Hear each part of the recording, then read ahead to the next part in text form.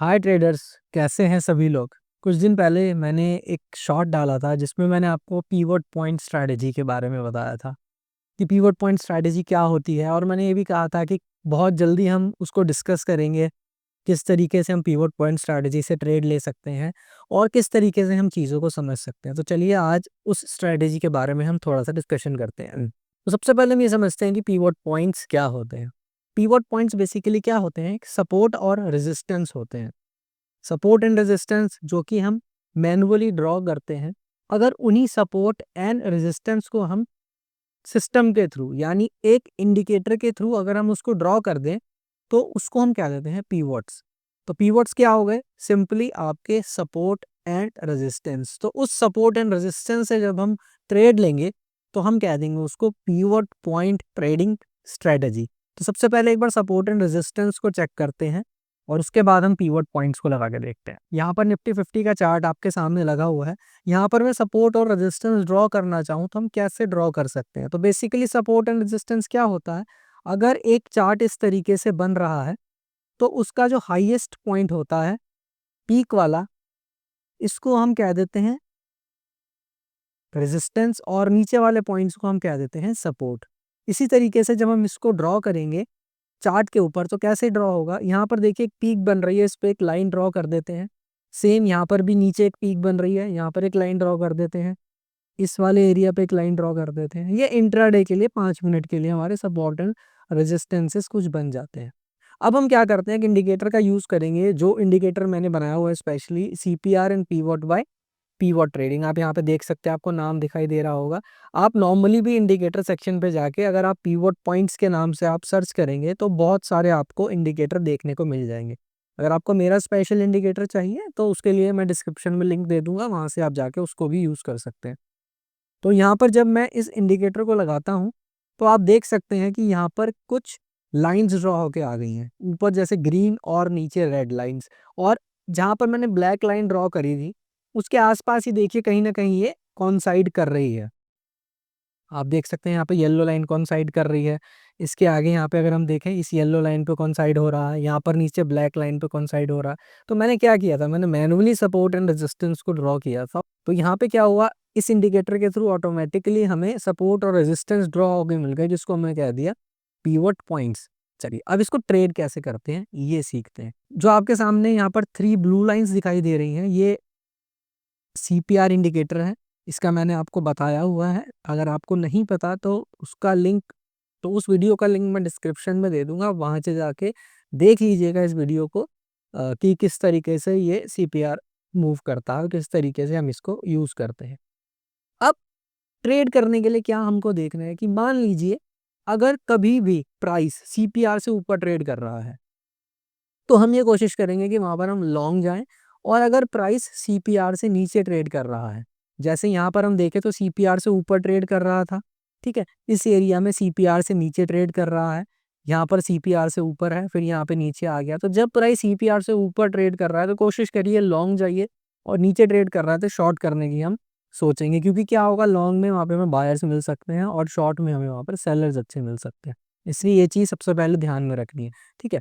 फिर हमको देखना है कि वाइट सीपीआर और नैरो सीपीआर। वाइट सीपीआर जब होता है तो साइडवेज हो जाता है वो इंडेक्स, वो स्टॉक जिस पे भी वाइट सीपीआर है। नैरो और एवरेज होता है तो वहाँ पे क्या हो जाता है, ट्रेंडिंग होता है वो स्टॉक। तो साइडवेज वाले दिन तो हमको ट्रेड नहीं करना, हमें ट्रेड कम करना है। हमें करना है जिस दिन ट्रेंडिंग हो, क्योंकि हम इंट्राडे ट्रेड कर रहे हैं। इंट्राडे में हमें मोमेंटम चाहिए। मोमेंटम कब मिलेगा, ट्रेंडिंग वाले दिन।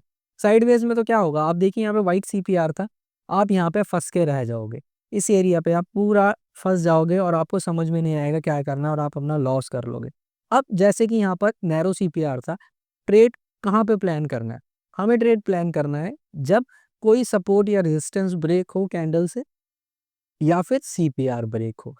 अब मान लीजिए जैसे यहाँ पर सीपीआर ब्रेक होता है और यहाँ पर ये जो पॉइंट है ये डे हाई का पॉइंट है। ये कौन सा पॉइंट है, डे हाई का पॉइंट।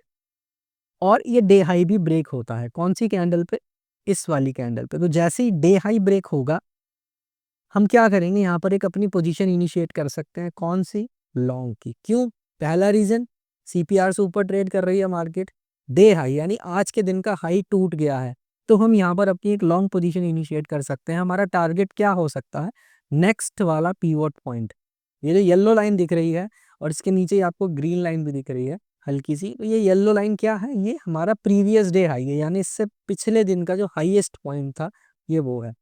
तो यहाँ पर क्या हुआ, हमने अगर यहाँ पर एंट्री क्रिएट करते तो हमारा टारगेट कौन सा हो जाता, ये वाला पीवोट पॉइंट, यानी ये वाला रेजिस्टेंस। तो यहाँ पर हमारा टारगेट डन हो जाता, हम यहाँ से एग्जिट कर लेते।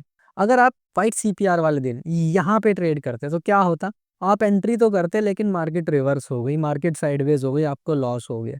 तो कोशिश क्या करनी है, वाइट सीपीआर वाले दिन अवॉइड कीजिए। चलिए और कुछ एग्जांपल देख लेते हैं। यहाँ पे अगर हम चलते हैं तो यहाँ पे हम देख सकते हैं निफ्टी नैरो सीपीआर पे था और मार्केट नीचे ट्रेड कर रही थी सीपीआर से, प्राइस सीपीआर से नीचे ट्रेड कर रहा था। तो क्या करना है हमें, पहला पॉइंट शॉर्ट की तरफ ध्यान देना है, क्योंकि यहाँ पे हमें सेलर्स मिल सकते हैं।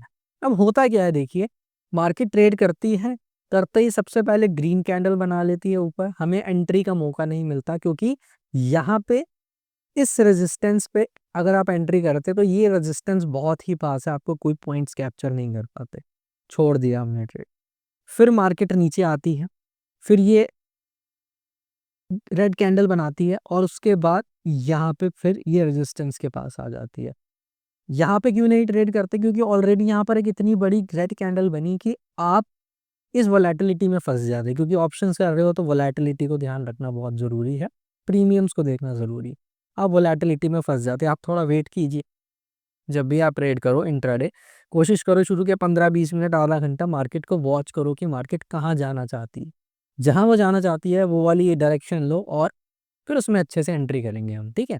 अब यहाँ पे क्या होता है, यहाँ पर मार्केट नीचे गई फिर ऊपर गई, उसके बाद क्या होता है, इस वाले पॉइंट से दोबारा जब ये ब्रेक करती है तो आप यहाँ पे अपनी एंट्री क्रिएट कर सकते हो। आपका टारगेट होगा फर्स्ट टारगेट ये, सेकंड टारगेट ये हो गया आपका फर्स्ट सपोर्ट यानी फर्स्ट पीवट, ये हो गया आपका सेकंड पीवट यानी सेकंड सपोर्ट।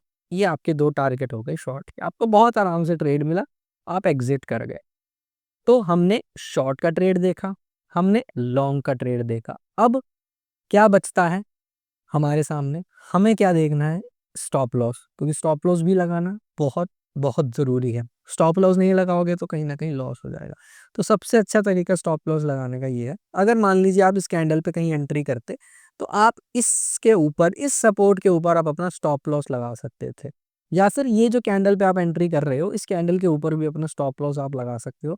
अच्छा रहेगा कि वो कैंडल की क्लोजिंग और ये जो भी सपोर्ट या रेजिस्टेंस बन रहा है उसके ऊपर आप अपना स्टॉप लॉस लगाओ।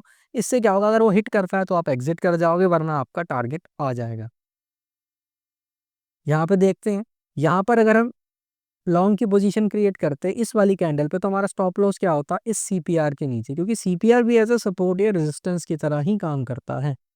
उसके और भी बहुत सारे यूजेस होते हैं जो कि मैंने वीडियो में बताया है, आप देख लीजिएगा, आई बटन में मैं उसको दे दूंगा, आप चेक कर लीजिएगा आराम से और समझ में आ जाएगा। आपको कुछ ना समझ में आए, डाउट्स हो, आप प्लीज़ पूछ सकते हैं कमेंट्स में, उसके लिए आप ऑलवेज वेलकम हैं, जो भी आपके डाउट्स हो पूछने के लिए।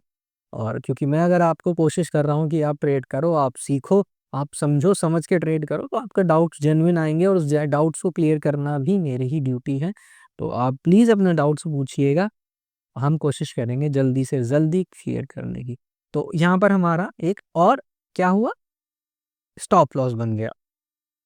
और पीछे देखते हैं चल के क्या निफ्टी में, और ये आप, अच्छा आप ये देखिए कहीं पर भी ये स्ट्रैटेजी यूज़ कर सकते हैं, Nifty, bank Nifty, stocks, commodities, जहाँ पे भी आपको लगता है वहाँ पे यूज़ कीजिए। ऐसा कोई नहीं है कि निफ्टी में यूज़ करनी है, क्योंकि मैं एग्जांपल अगर निफ्टी का लेके चल रहा हूँ तो आपको कहीं पे भी यूज़ करने में कोई प्रॉब्लम नहीं है इसको।